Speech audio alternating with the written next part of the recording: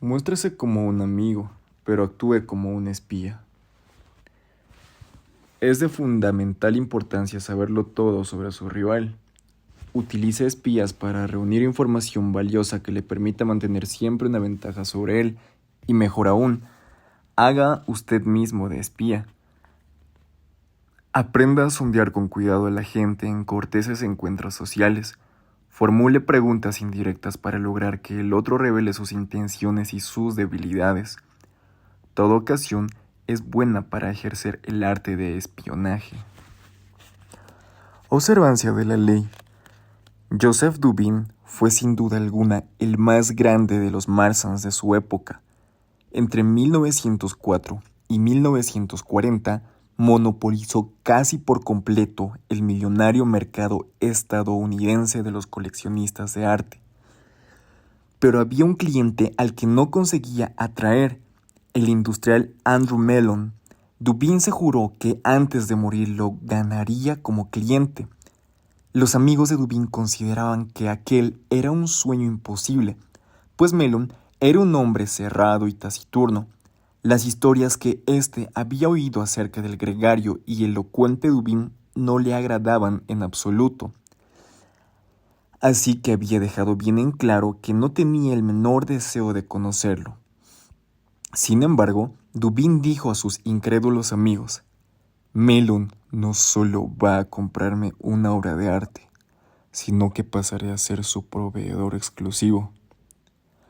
Durante varios años persiguió a su presa, estudiando los hábitos y costumbres, gustos y fobias de Mellon. Para ello, empleó en secreto a varios empleados del industrial, con lo cual obtuvo valiosa información. Cuando pasó a la acción, conocía a Mellon casi tan bien como la esposa de este. En 1921, el industrial viajó a Londres, donde se alojó en la palaciega suite del tercer piso del Hotel Claridge.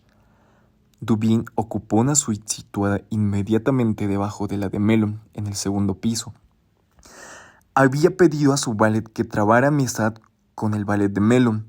Así, el día elegido por el Marsan para hacer su jugada, el valet de Mellon informó al valet de Dubin, quien a su vez informó a Dubin que el industrial marchaba por el corredor hacia el vestíbulo para llamar el ascensor.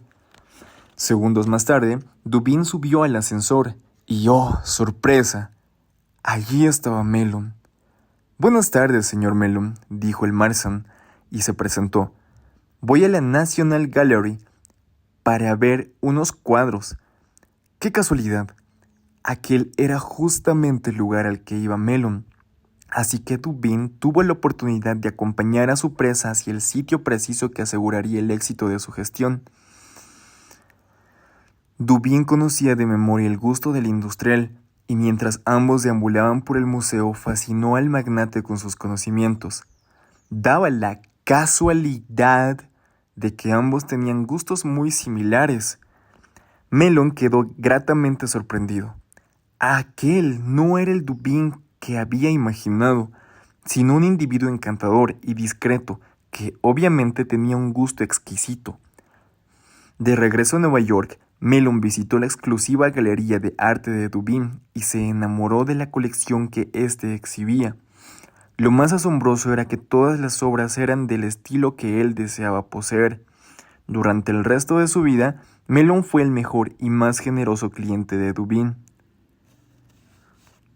Interpretación. Un hombre tan ambicioso y competitivo como Joseph Dubin no dejaba nunca nada librado al azar.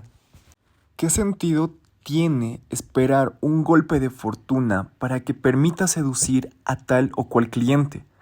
Es como tirar el blanco con los ojos vendados. Si uno se arma con algunos conocimientos, la puntería mejorará mucho. Si bien Mellon fue su logro más espectacular, Dubin también aplicó su táctica de espionaje a muchos otros millonarios. Contratando en secreto a los empleados domésticos de sus clientes y pagándoles un sueldo fijo, obtenía acceso constante a información valiosa sobre las idas y venidas de los personajes en cuestión, así como sus gestos y otros detalles que le permitían ponerse siempre en una situación ventajosa. Un rival de Dubin que quería ganar como cliente a Henry Frick observó que cada vez que visitaba a este acaudalado neoyorquino, Dubin se le había adelantado, como si poseyera un sexto sentido. Los demás Marsans tenían la sensación de que Dubin estaba en todas partes y lo sabía todo mucho antes que ellos. Su poder los desalentaba y muchos directamente dejaban de visitar a aquellos adinerados clientes que podían hacer la fortuna de cualquier Marsan. En esto reside el poder del espionaje astuto y sutil. Hace que uno aparezca todopoderoso y clarividente. Conocer a la presa lo tornará encantador y seductor y le permitirá prever los deseos del otro. Nadie ve la fuente de donde usted extrae poder, y lo que no se ve no se puede combatir. Claves para alcanzar el poder. En el ámbito del poder, su objetivo es ejercer un cierto grado de control sobre los hechos futuros. Por tanto, parte del problema que enfrenta es que la gente no le revela todos sus pensamientos, sus emociones y sus planes. Al controlar lo que dicen, la mayoría de las personas mantiene ocultos los aspectos más cruciales de su carácter, sus debilidades, sus motivos ulteriores, sus obsesiones. Como resultado, uno no puede predecir sus movimientos y se halla en constante penumbra. El secreto reside en encontrar alguna forma de sondearlos, de descubrir sus secretos y sus intenciones ocultas sin que ellos sepan qué es lo que usted trama. No es tan difícil como se podría pensar. Una fachada amigable le permitirá obtener información tanto de amigos como de enemigos. Deje que los demás consulten los horóscopos o lean las cartas de tarot. Usted utiliza medios más concretos para adivinar el futuro. La forma más común de espiar a otros es por medio de terceros, como hacía Dubin. El método es simple, efectivo pero arriesgado. Sin duda alguna podrá obtener información, pero tendrá poco control de los informantes. Quizá por descuido dejen traslucir que usted está espiando, o tal vez se vuelvan contra usted. Es mucho mejor realizar el trabajo de espionaje en forma personal, haciéndose pasar por un amigo mientras con disimulo recoge información. El político francés Talleyrand fue uno de los grandes practicantes de este arte. Poseía una increíble habilidad para sonsacar secretos mediante conversaciones corteses. Uno de sus contemporáneos, el barón de Vitrolles, escribió al respecto: un ingenio agudo y mucha gracia caracterizaban su conversación. Tenía el arte de disimular sus pensamientos o su malicia bajo un transparente velo de insinuaciones, de palabras que implican algo más de lo que expresan. Solo cuando era absolutamente necesario mostraba su propia personalidad. Aquí la clave es la habilidad de Talleyrand para no revelarse en la conversación y lograr que los demás hablaran sin cesar de sí mismos y revelaran sin darse cuenta sus intenciones y sus planes. Durante toda su vida se afirmaba que Talleyrand era un hombre de excelente conversación y sin embargo decía muy poco. Nunca hablaba de sus propias ideas, pero lograba que los demás revelaran las de ellos.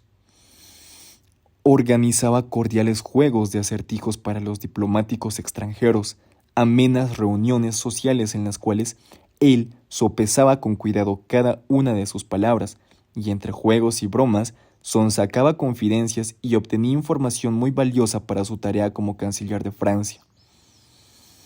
En el Congreso de Viena empleó otros métodos para llevar a cabo sus tareas de espionaje. Revelaba algo que parecía ser un importante secreto, en general inventado por él. Así observaba las reacciones de sus interlocutores. Por ejemplo, en una reunión de diplomáticos podía llegar a decir que una fuente confiable le había revelado que el zar de Rusia planeaba arrestar a su general principal bajo el cargo de traición. Al observar la reacción de los diplomáticos ante aquella historia inventada, podía determinar a cuáles les entusiasmaba la perspectiva de un debilitamiento del ejército ruso y así hacer sus propias deducciones. Tal vez los gobiernos a los que representaban tenían planes con respecto a Rusia. Como dijo el barón von Steden, Monsieur Talleyrand disparaba una pistola al aire para ver quién salta por la ventana. En reuniones sociales y encuentros inofensivos, no deje de prestar atención. Es en esas ocasiones cuando la gente baja la guardia. Al no mostrar su propia personalidad, usted puede lograr que revelen cosas que acaso le resulten de su interés. Lo brillante de esta maniobra es que todos interpretarán como señal de amistad el interés que usted les muestra, de modo que no solo se enterará de cosas, sino que también ganará aliados. Sin embargo, deberá practicar esta táctica con cautela. Si los demás comienzan a sospechar que usted trata de sonsacarles secretos con el pretexto de una inocente conversación, comenzarán a evitarlo. Ponga el énfasis en la charla amigable e intrascendente y no en la información valiosa. Su búsqueda de preciosas gemas de información no debe ser demasiado obvia, ya que de lo contrario sus sutiles preguntas revelarán más acerca de usted y sus intenciones que acerca de la información que espera obtener. Una estratagema que vale la pena ensayar es la de La Rochefoucauld, quien escribió: «La sinceridad se encuentra en muy pocas personas y a menudo no es más que una hábil artimaña. Se es sincero a fin de obtener confidencias y secretos del otro, es decir, que al simular abrir su corazón a otra persona, usted potencia la posibilidad de que le revele sus propios secretos. Hágale una confesión falsa y le responderá con una confesión real». Otro ardid fue identificado por el filósofo Arthur Schopenhauer, quien sugirió contradecir con vehemencia a los demás durante una conversación a fin de irritarlos, de modo tal que pierdan el control sobre sus propias palabras. Con tal reacción, revelarán todo tipo de verdades sobre sí mismos, verdades que más adelante usted podrá usar en contra de ellos. Otro método de espionaje indirecto es el de poner a prueba a la gente. Tender pequeñas trampas que los obliguen a revelar cosas personales. Cosroes II, rey persa del siglo VII, notable por su sagacidad, conocía muchas maneras de indagar a sus súbditos sin despertar sospechas. Si observaba, por ejemplo, que dos de sus cortesanos habían trabado una amistad particularmente estrecha, hacía llamar a uno y le decía que tenía información de que el otro era un traidor y que pronto lo asesinarían. El rey convencía al cortesano de que confiaba plenamente en él y le pedía que guardara el secreto.